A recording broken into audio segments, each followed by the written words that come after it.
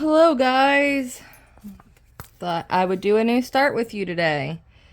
This is the new start I'm going to do. It's Bella Filipina, Phoenix Queen. I've got a copy of the pattern over here. This is 28 count fabric. I hand dyed it myself. I always hand dye my fabric myself. And this is our center point. I figure we just start a new one together. Alright, so that's the center. So, not a whole lot has really happened this week. It's been a pretty calm week. It hasn't been too bad. And the kids have been pretty good, in all honesty. Do I want to complete that completely? Yeah, what the heck. So yesterday I had to go and help my friend at my friend Coral. I'm pretty sure I talked about her before. She owns a dog training grooming business, and her first, I don't know if there's currently any training dogs in there, but she needed help with grooming yesterday because the first dog came in and it was supposed to be there at 8 a.m. And normally if you're 15 minutes behind on your appointment, like she will cancel it because she's usually the only person there, working. She runs it all by herself. So 5 minutes after 8, she ended up calling the client and asking them, like, how much longer are you going to be? And they said 5 minutes. So she said, okay, figuring they would be there in the time frame that they need to be. So they don't end up showing up until 8:30, so an entire half hour after they were supposed to be there. And when she asks about, like, the condition of your dog and, like, things like that, like, it's just so that way it's not that she's trying to, like, shame anybody or anything. It's just she needs to know so she can figure out how much time she needs to complete that dog. And they just said that, it just needed a normal bath and trim and that it was fine. And she knew that it was an older dog, and which isn't a big deal and stuff. So she thought, all right, like, it won't be too bad. And then the dog and the owners come in and she finds out that the dog is in very poor condition. Probably hasn't been groomed in a very long time. And severely overweight. And, the next set of clients were coming in at 9:30. So she ends up calling me because she had already started the bath on this poor dog, but it smelled absolutely horrendous. And we knew something was going on, so we had to give it, she had to trim it some before she even started the bath because it was very thick with hair and it had a lot of mats. So, I mean, you shouldn't bathe the dog with mats because it'll make the mats tighter, and that's painful for the dog.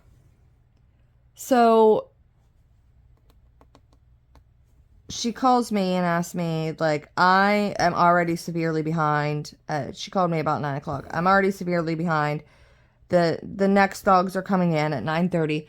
I need you here. Can you come, please, and help? So I said, yeah, sure, absolutely. And I showed up there, and so we started to, not aggressively or anything, but tag team that poor little dog to try and get it done. And then near its tail, it had a weird, like, roll. It rolled, and then there was more skin, and then it was the tail. So the skin was, sitting there rubbing back and forth. And we opened that up, and there was clearly like a yeast problem in there. It smelled absolutely horrid. And some of the fur that was there was caked in something. I have no idea what it was. So we immediately stopped, called the owner, and asked them, like, hey, we found this problem. Like, your dog really needs to go to a vet. Would you like us to continue, or do you want us just to stop? Because we don't want to, obviously, we're not into the business of, stressing dogs out or causing them pain or anything, which he really didn't seem like he was in any sort of pain whatsoever.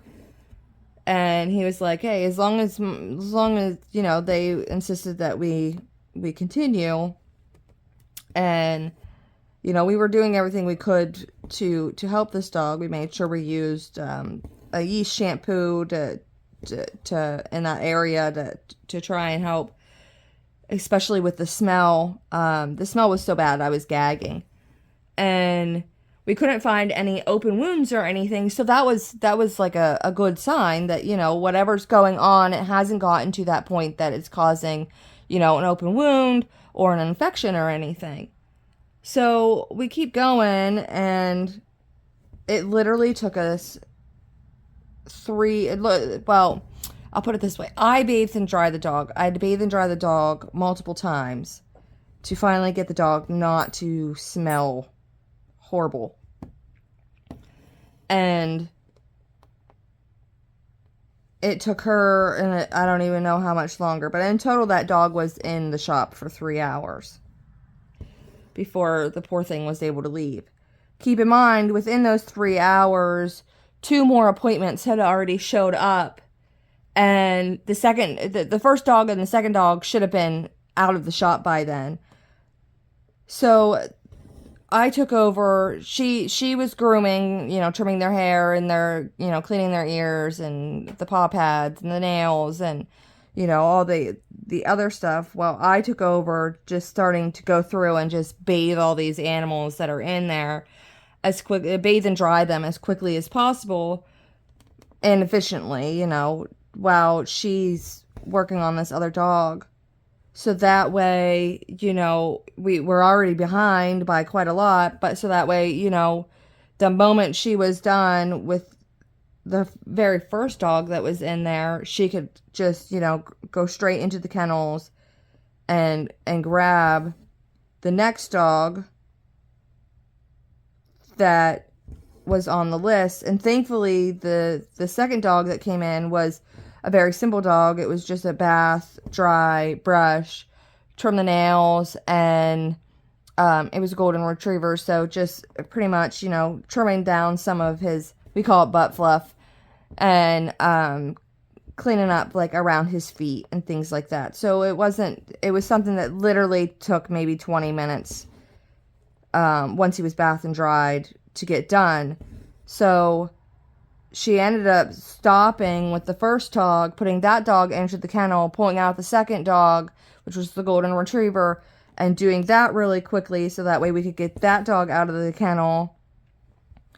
And, because it was just a little puppy, and it's not fair to a little puppy to be trapped in a kennel for a long time, especially when it's a golden retriever and all they want to do is play.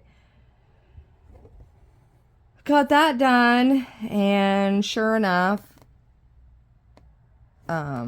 we started to work on, I had already started to bathe the third set of clients that came in. There were 2 dogs that came in at once, and thankfully only the one needed the bath and the dry, And that was just simply because the other dog, the two dogs that came in at the same time that were housemates, they, the one is, the bathing and drying the dog stresses her out. So if that happens with any of the dogs that come there, like, it's immediately recommended that, you bathe and dry, you bathe the dog at your own home and then bring him in, and then we'll trim the dog for you. And if even coming into the shop, she will even come to your house, and groom the dog, because we don't want to stress dogs out. It's not exactly they're in a new place, they don't know, like, it can be pretty scary, especially for, like, the very old dogs. We don't want to cause any issues with them and things. So anyways, so I start getting the third dog for the day bathed, dry, he's good to go, and then she finally gets the first dog done, and then his owners take forever to come and pick him up. But we get him, hold on a second. Yeah, it's just one Thursday. Get him done and out the door. And start working on dog 3, because dog 2 was already gone.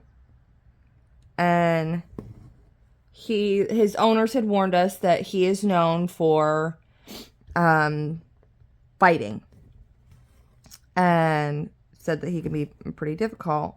And the entire time I bathed him and dried him, I just talked to him the whole time. And he did snap once at the dryer, not at me. He snapped at the dryer, which isn't uncommon for a lot of dogs. And we just, as a dog training facility, we're on first the word no, and things like that. And it was the first time those dogs have been there. And really, honestly, after only telling him no and correcting his behavior,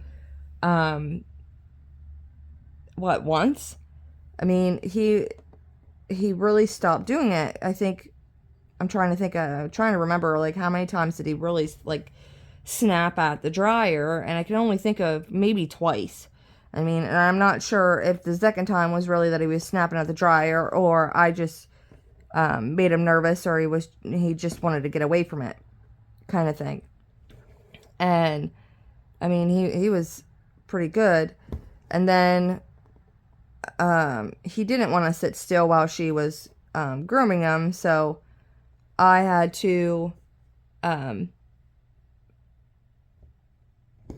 hold essentially his back end, so that way he would quit prancing around on the table, because he was just being his he's what we call a dancer. He wanted to dance. So I would gently place your hand up and underneath the dog to make sure that they stay standing, and then in my other hand I would use give him little back scratches and things like that to keep him happy and content, because, like I said, we don't want to stress them out. It's they're already nervous and stuff, because they're away from their home, doing our best to care for them and stuff. But unfortunately, the 2 dogs that came in the same time, which would have been the third dog and then the fourth dog, and the fourth dog was the one that had to get bathed at home because it stresses her out. Well, unfortunately, they came before we called, and we had only got their one dog done. We hadn't got to the other dog yet, and explained to them, like, what was going on, like, if they want to come back later, that's fine. We could have both dogs done, or if they wanted, we could, just reschedule the one, being we didn't get to it if they didn't have time to, come back or anything. And they wanted to reschedule the second dog, and they waited there for us to finish their other dog. And I mean, it only took not that long. I mean, they only had to wait maybe 5 minutes before, we were bringing the other dog out to them. But I felt bad for them because, they came there expecting to have both dogs done, and it wasn't their fault that the first dog was so difficult and took so long to do. And yeah, I mean, it was just insane. But after those two had left, I mean, we really caught up pretty quickly with the rest of the dogs. So we had another golden retriever that came in, and again, it was just, it should be the longest part of that, of a groom like that, is the bathing and the drying, because the drying, the bath doesn't take too long. As long as the dog is a relatively clean dog, it doesn't take very long. But if the dog is, very dirty, we might have to bathe it, 1 or 2 times before it's fully clean. Just marking off some stitches here so I don't get lost. So, come on. There you go. So, I mean, as those two housemates were leaving, I was already, I had already started bathing the other golden retriever that came yesterday. So it was pretty easy to, catch up at that point, because she usually schedules herself time to have lunch and stuff. And we were approaching, I think at that time it was about 12:30, but she usually has lunch around 1 or so. So I was like, wow, like, we're going to catch up. Like, we thought we were going to be behind severely all day long, and that we weren't going to be able to get anything to eat for lunch or anything like that. So, that dog got picked up and moved out. It was about 1:15 when we were able to sit down and finally, like, eat lunch and relax. And then because she was completely caught up at that point, I was able to come back home. So it was an interesting day yesterday. I came home smelling like a stinky wet dog, which is always wonderful. You eat about, I don't know how much dog hair while you're there doing all that. I feel like something here isn't right. Nope. Dang it. How did I do that?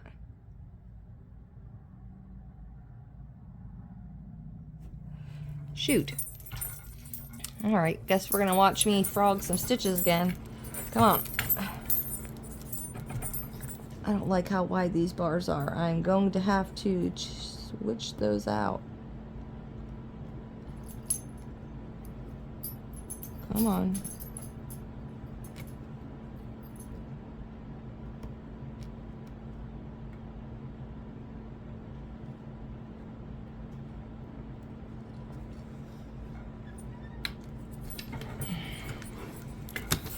This frame and I are not going to be best friends.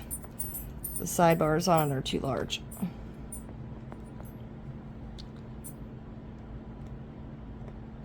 So, it was an interesting day. This is my 3rd new start.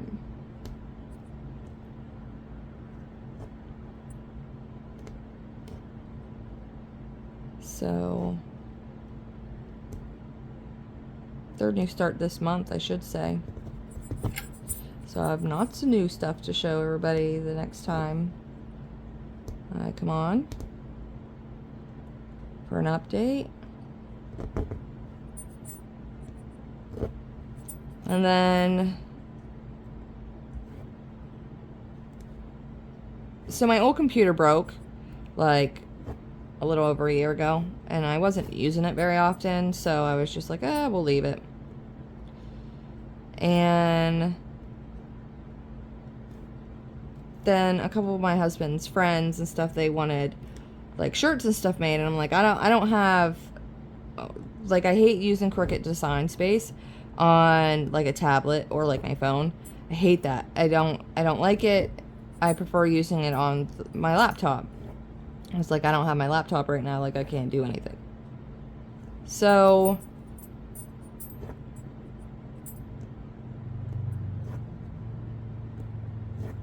I ended up buying a new laptop last month. And there was a game that my friend and I always played. Oh my god, we've played it for years. So she has a set of, she has 3 boys. My friend Coral, she has 3 boys. And the oldest, and okay, out of those 3 boys, she has a set of twins. And her and I were pregnant at the same time. She was technically a month behind me pregnancy wise, but she looked like she was, you know, a month ahead of me. And she was due end of August, I believe, and I was due middle of July. And so my son Damon and her twin boys are the same age, and they are 5 days apart, and I ended up having to be induced with Damon. So we wonder if I had not been induced, if they would have been, you know, born even closer together. But anyways, so since those guys, Damon will be 17 this year, and Devin and Jacob will be 17 this year as well. So since those guys were born, oh gosh, they might have been like 3 years old. We always played this game called Toontown. Absolutely love Toontown. But we started playing it. Hey, both of you, go lay down. And you need a computer to be able to play it. And I mean, it's literally a game meant for little kids, you know. But I finally got my computer fixed. Well, I got a new one, and so we were able to play it again. And we decided over the weekend, like, hey, let's have a gaming session. And we were just like reminiscing about how, like, it had been such a long time since either one of us had played this game. Like, we played it on and off throughout all the years, but like recently, I want to say it might have been a good 3-4 years since we've played it. Like, we were trying to remember all like the shortcut keys and everything else to it. I mean, it was quite funny, to be honest. And we figured it all out, obviously.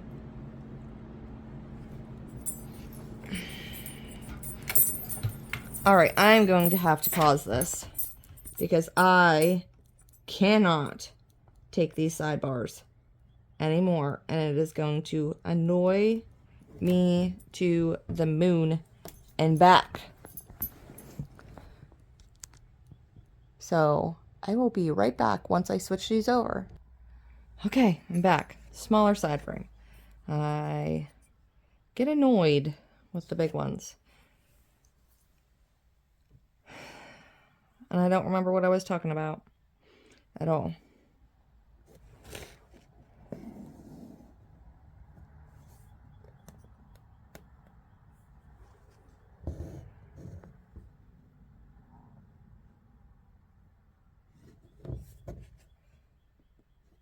So, our Stitchy friends decided to come sit with us. See? There's Cam. Theo's down there.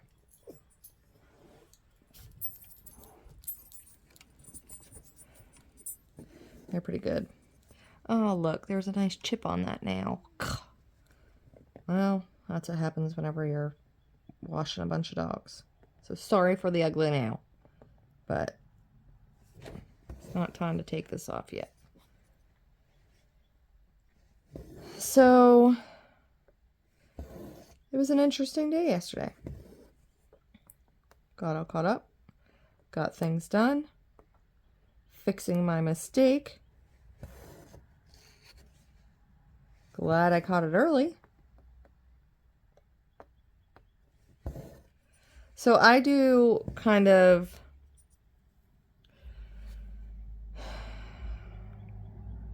I don't know, cross-country stitching with color completion, but in a smaller section.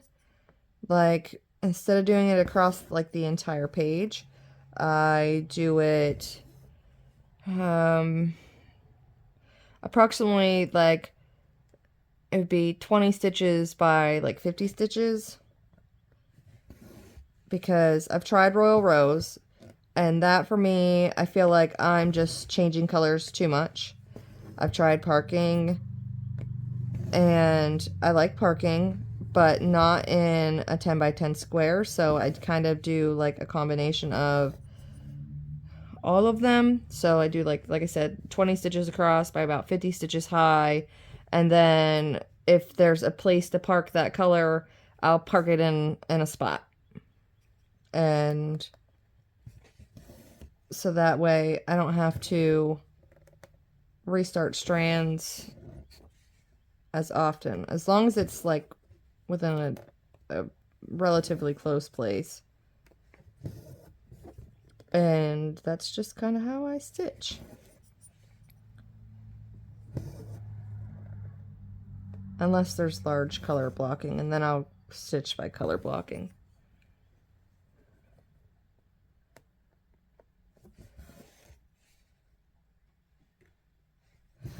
So I deal with chronic migraines. Does anybody else deal with chronic migraines? They haven't figured out what type of migraines I've had yet. I've been dealing with it since I was probably... I can't remember a time that I didn't get them, but they believe... That stitch is laying funny. They believe that it starts... What causes my migraines to be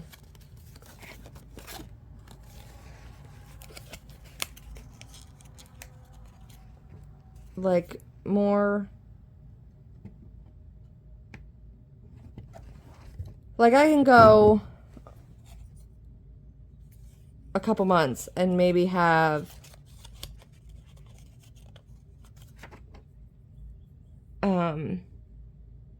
like 2 or 3 migraines that month, but then there's other months where it's like, you know, a weekly thing where like I've got migraine.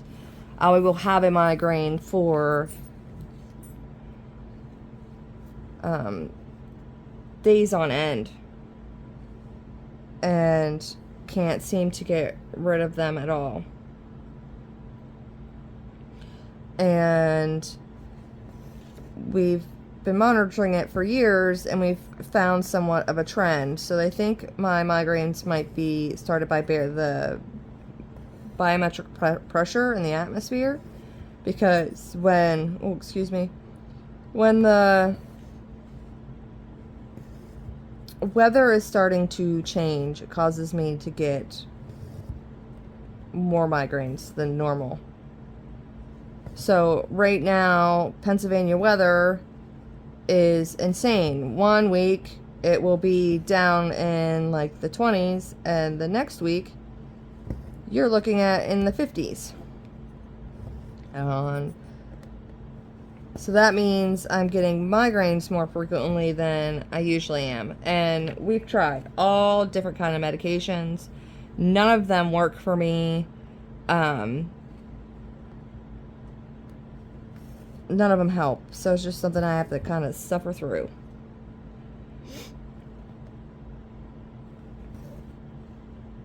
But they think it's a combination between that and I had quite a few concussions. First one being when I was just a little over a year old and was at a doctor's office, and the doctor wasn't paying attention, and I fell off the doctor's table and hit my head on a concrete floor, and I had a concussion. Next one was when I was 3.5 and decided I crashed and burned really hard and injured myself pretty severely. I actually have a scar from it. It's never went away. And it's in my eyebrow. Next one, I think I was probably about 7. I have had a total of 6 concussions throughout my life. So I think it's a combination between the concussions that may have brought on the migraines. Anybody else deal with that? I feel like there are days, it's hard to describe because sometimes I can tell when a migraine is like going to be coming on, because I don't know how to describe it besides I can tell it's coming.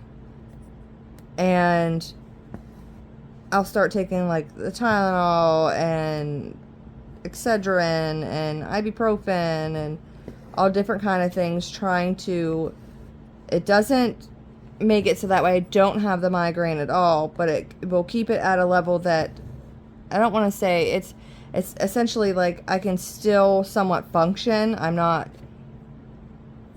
completely,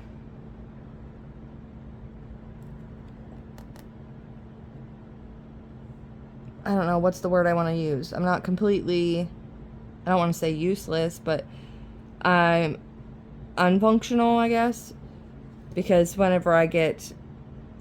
I can't stop them from becoming worse, it is like I will get hot and cold flashes to the point where like I will literally have goosebumps across my entire body, but sweating profusely at the same time, and like shivering, and trying to explain to my husband like I am roasting. I feel like I am roasting up inside, but at the same time I'm cold, and I don't know how else to like describe it to him. And I'll have the vomiting, light sensitivity, sound sensitivity. My vision is blurred when they're really bad.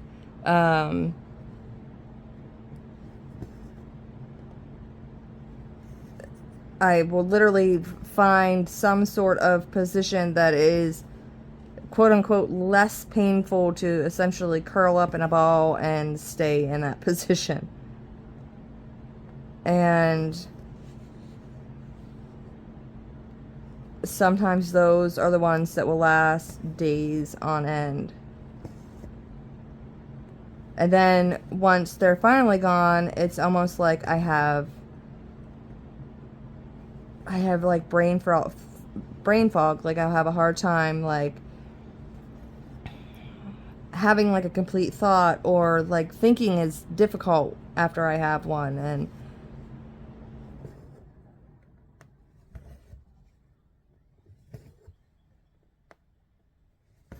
normal things, how do I explain it? Like normal things I would be able to really do without thinking, now all of a sudden after a migraine requires a lot of thought and time to complete those, because I get so, my brain just had hurt for days on end. It's very difficult.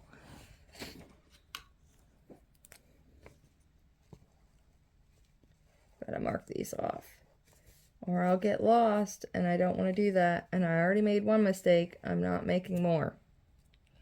I will make more. I know I will. So, does anybody else deal with migraines like that? And there's nothing I eat that triggers them. Like I said, it's literally, it's like when the weather is shifting like this that it causes them to be bad.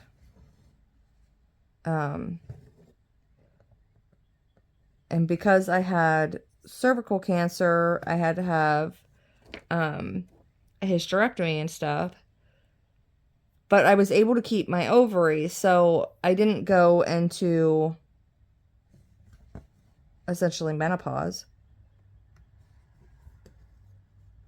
And so I still have the hormone fluctuations like a normal person would.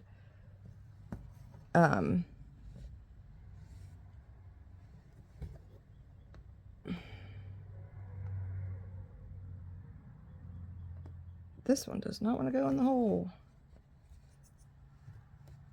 So yeah. But we know it's not a hormone shift that causes my migraines to come on, because it's literally the weather, which is always fun. So like springtime and fall are the worst for me. And it is, springtime is coming to Pennsylvania. It is starting. So I'm hoping that my migraines won't be so bad this year. I mean, I've already gotten quite a few of them in the last 3 weeks because it's already started to somewhat shift. And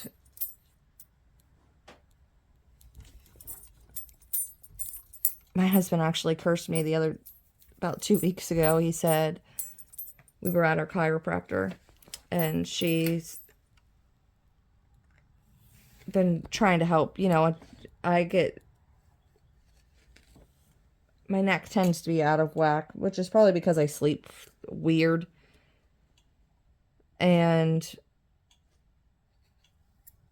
she's been monitoring to see, you know, like if we do certain adjustments, if that helps with my migraines or not. And that one week we went there and I was like, oh, I haven't had a migraine in you know, like a week and a half. Like it's been great. And my husband's like, oh, she'll have one tomorrow. And I was like, why would you say that? And he's like, well, the weather's shifting and tomorrow's supposed to literally be like 20 degrees warmer than what it was today. And I was like, don't say that. And then sure enough, literally at like 3 o'clock in that morning, like I woke up and my head was just exploding. And then I cursed him the next day. I was like, you are evil. Why?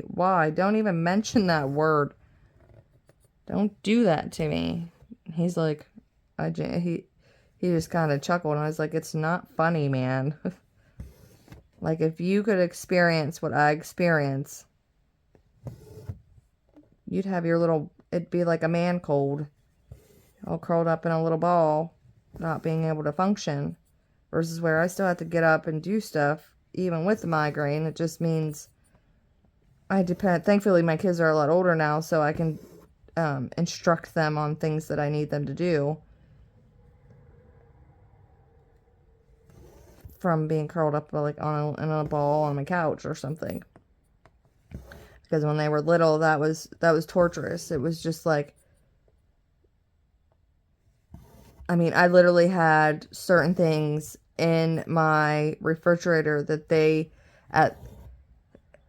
if that would take me minutes to prepare for them to, you know, eat their lunch or their breakfast if they were still at home with me.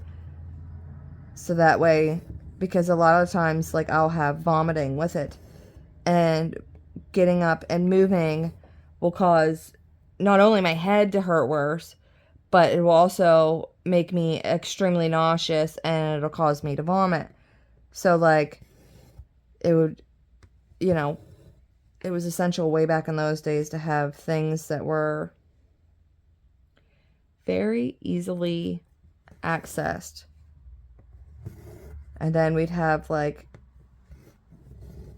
quiet days where we'd spend time, just watching movies, and I would purposely, obviously, keep the volume down low because I was sound sensitive. So we'd make it into a game, like an experience for the kids of like, today we're gonna have the quiet movie day, which means in order to hear the movie, they have to be quiet, and they were always very good with that. I'm pretty blessed with kids that could,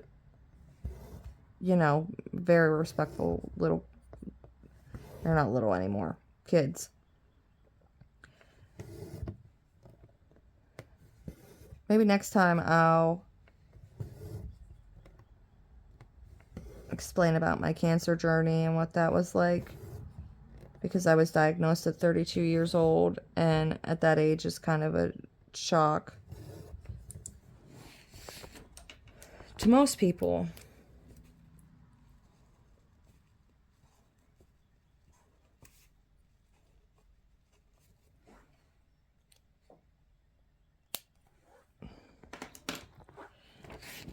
But yeah, we've had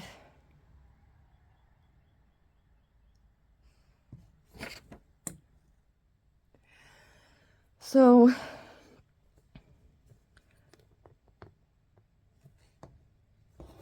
my mother-in-law called. I had to answer it. So I don't know what else to talk about. We've been sitting here chilling out, just stitching.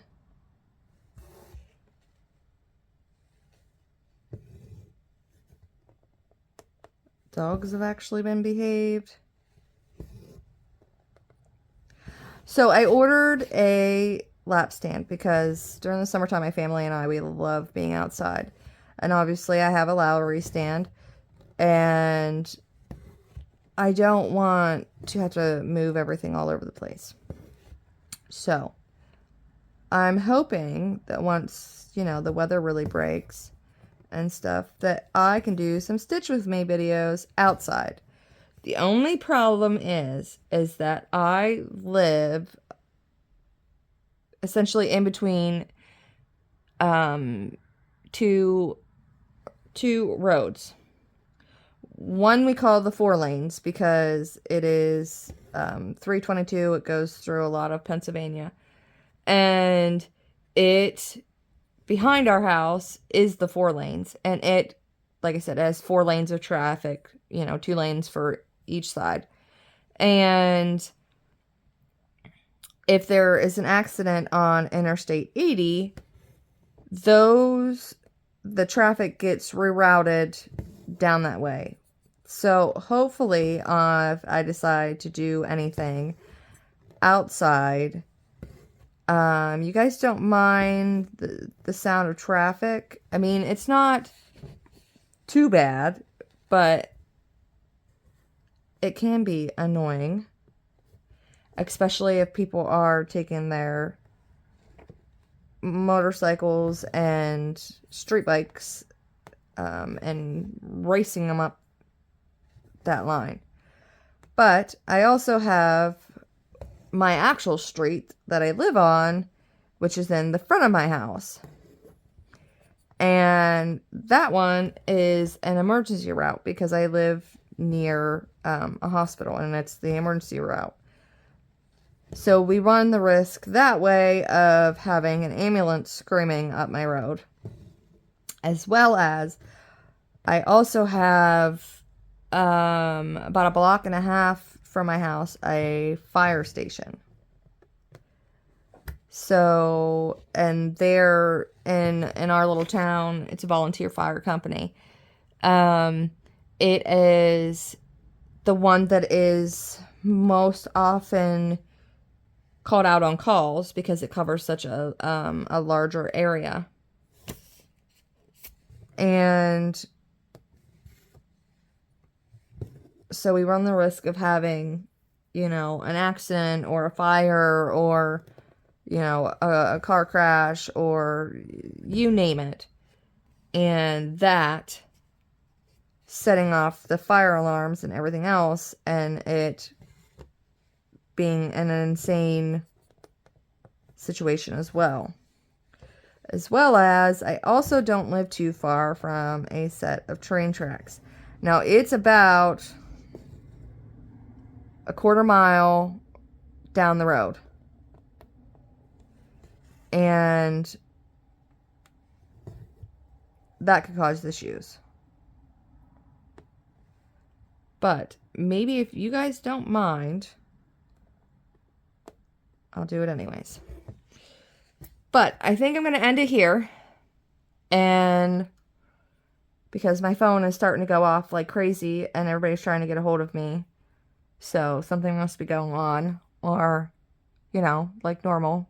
I'm doing something, so everybody's going to call.